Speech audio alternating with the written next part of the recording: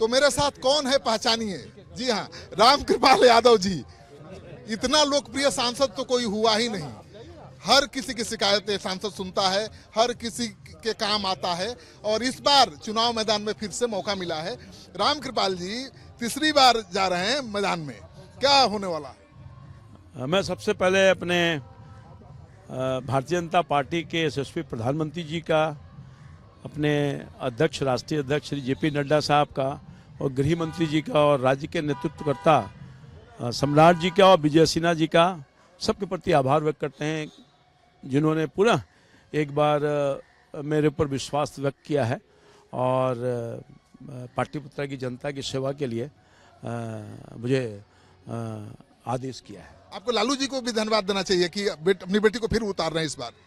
मुझे नहीं मालूम है। हम अपने एनडीए के नेताओं को भी धन्यवाद देना चाहते हैं, जिनका आशीर्वाद मुझे पहले भी मिला है और अभी भी मिलेगा।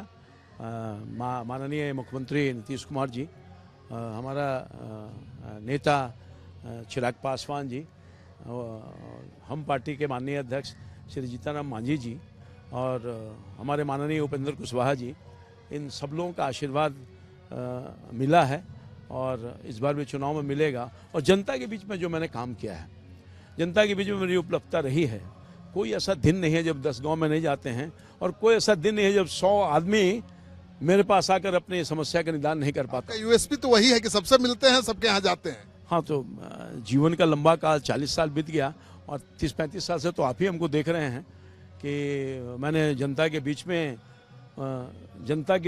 में जाकर सोता हूँ और उठने के साथ जनता के बीच में रहता हूँ। ये पता है सब लोग। उम्मीदवार है आपका प्रतिद्वंदी, तो किसी से मिलता ही नहीं, खोजना बड़ा मुश्किल काम है। वो तो जनता तय करेगी, आने वाले समय में जनता तय करेगी कि कौन हमसे मिलता है, कौन हमारा काम करता है, नहीं करता है।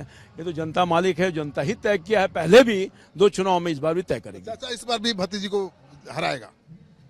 अभी जनता हराएगी, मैं थोड़ी हराऊंगा। हमारा एनडीए के कार्यकर्ता हराएगा, जनता हराएगा, वो हराएगा। विकास का मुद्दा होगा। और मोदी जी का और नीतीश कुमार जी का जो संयुक्त रूप से विकास हुआ है पाटलिपुत्रा में, कोई ऐसा इलाका नहीं है, कोई ऐसा व्यक्ति नहीं जो विकास से छूता हो। चाहे किसी वर्ग, धर्म, जाति का बिना भेदभाव का काम हुआ है, तो मैं समझता हूँ उसका तो फल मिलेगा ही ना, आशीर्वाद मुझे मिलेगा ही ना। तो मैं समझता हूँ कि ये पूरा भरोसा है कि बिहार में 40 में 40 से 8 सीट जीतेगा। और इस बार तो मैं देख रहा हूँ जनता का जो मन मिजाज देख रहा हूँ। अभी सीनियर पत्रकार हैं, बहुत दिन देखा है, और जब उत्साह है सब जगह से की आवाज। 19 से ज्यादा लहर है, बिल्कुल लहर है, करंट बह रहा है। और जहां राम भगवान का आशीर्वाद सबको मिल रहा हो, क्या कहने हैं। काम का असर, भगवान का असर, ये सब जनता का असर, सब असर है। और मैं समझता हूं कि इस बार 400 पार होगा, 40 में 40 सीट यहां एनडीए को बिहार में मिलेगा। भूल से छूट गया था एक बार, पिछली बार 39 मिला ही था, भूल से छूट गया था, उसको भी जनता। इंडी गठबंधन में घमासान मचा हुआ है। लालू यादव बिना सीट शेयरिंग के सिंबल बांट रहे हैं। आप जानते नहीं उनको बढ़िया से, ये कोई नई बात थोड़ी है। तो वो जो महागठबंधन है, ये स्वार्थियों का जमघट था। ये जो भ्रष्टाचारी है उसका जमघट था। ये सत्ता के भूख मिटाने वालों का जमघट था। ये कोई नीति सिद्धांत पर थोड़े है, अलग अलग नीति, अलग अलग सोच, अलग अलग नेतृत्व, अलग अलग काम, कुछ नहीं। जिस रोज बुनियाद डाली गई थी, बुनियाद डालने वाले कौन थे? आदरणीय नीतीश कुमार जी। वही हट गए तो धराशायी हो जाएगा। जिस बेस पर आपने मकान बनाना शुरू किया तो नींवें धंस गया, तो मकान कहां से बचेगा? देख नहीं रहे पूरे हिंदुस्तान में। नीतीश ने डुबा दी। कौन? नीतीश ने डुबा दिया इंडिया गठबंधन।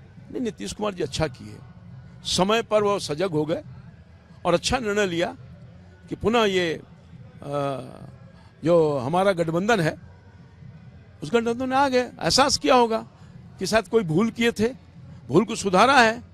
और निश्चित तौर पर आज जिस तरह से मजबूती के साथ हमारा गठबंधन है, कोई टिकेगा जी। नहीं आते नीतीश जी तो पार्टी तोड़ देते लालू यादव। वो तो वही जानते हैं, भी तोड़ रहे हैं। अरे अब तो वही नहीं देखा, खेला होगा तो खेल करने वाले के साथ ही खेला हो गया। खेला होगा, खेल करने वाले के साथ ही खेला हो गया। ये रामकृपाल यादव का तेवर है।